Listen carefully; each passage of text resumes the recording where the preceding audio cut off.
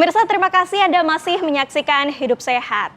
Dok, orang yang sudah pernah terkena infeksi paru-paru akibat abu vulkanik begitu ya, namun ia sudah sembuh. Apakah paru-parunya itu bisa berfungsi seperti semula, kembali normal seperti awal lagi? Tergantung dampak yang diakibatkan.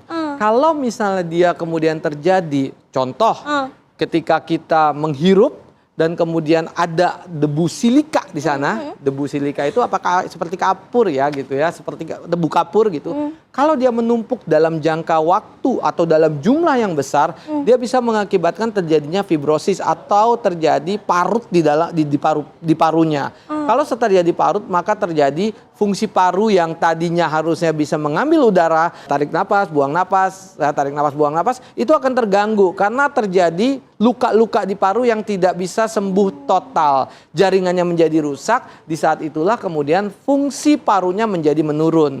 Apa dampaknya? Dampaknya kalau orang tersebut bisa berjalan tadinya 50 meter tanpa ngos-ngosan, ketika dia ada gangguan pada fungsi parunya, 50 meter dia harus 4-5 kali berhenti. Setiap 10 meter dia berhenti, setiap 10 meter berhenti. Itulah dampak dari, tergantung dari tadi yang saya bilang, debu vulkaniknya ada nggak zat yang memang mengakibatkan peradangan yang sifatnya menahun.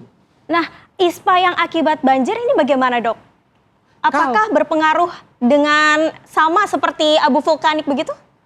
Agak berbeda sedikit ya, karena kalau banjir itu sebenarnya satu, dia mungkin partikel tanahnya tadi yang ukuran partikelnya lebih besar, dan kemudian juga dampak dari kuman, ya kumannya itu relatif lebih ringan dibandingkan kalau tadi debu vulkanik yang terdiri dari partikel-partikel kimia yang dampaknya itu sangat buruk kalau misalnya dia menetap di dalam paru kita dalam waktu yang menahun. Jadi relatif sebenarnya lebih ringan. Hanya saja ya kalau dia punya komorbid yang sebelumnya sudah ada, bisa beresiko untuk terjadinya perbulukan dalam waktu cepat gitu. Oh, oke. Nah, Dok, saya mau minta tipsnya dong. Bagaimana kita bisa menjaga kesehatan di tengah bencana alam ini, Dok? Karena kan kita tahu ya banyak sekali bencana alam yang saat ini sedang terjadi di sejumlah wilayah di Indonesia.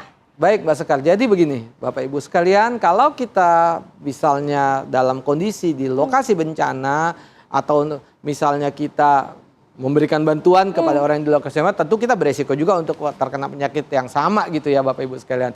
Pertama adalah dalam kondisi seperti itu, proteksi yang paling bisa kita lakukan adalah menggunakan masker. Ya, kita pakai masker, kemudian kita kalau tidak ada masker tadi yang saya katakan dengan penutup yang kain, tapi diberikan basah supaya apa? Supaya partikelnya tidak langsung masuk tembus ke dalam itu, karena dengan air bisa menjadi filter. Kemudian yang berikutnya juga adalah kita mengkonsumsi gizi yang cukup.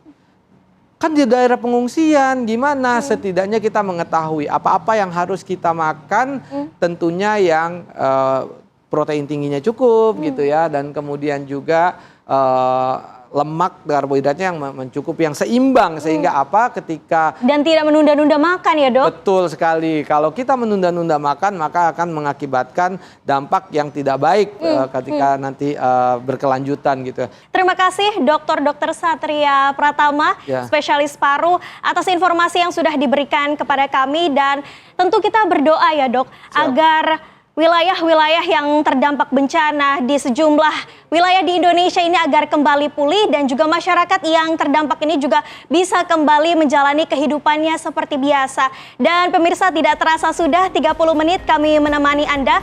Jangan lupa saksikan Hidup Sehat setiap hari Senin sampai Jumat pukul 8.30 waktu Indonesia Barat. Saya Sekar Wanda bersama dengan Dr. Satria pamit undur diri. Terima kasih atas perhatian Anda dan sampai jumpa. Indonesia, hidup sehat.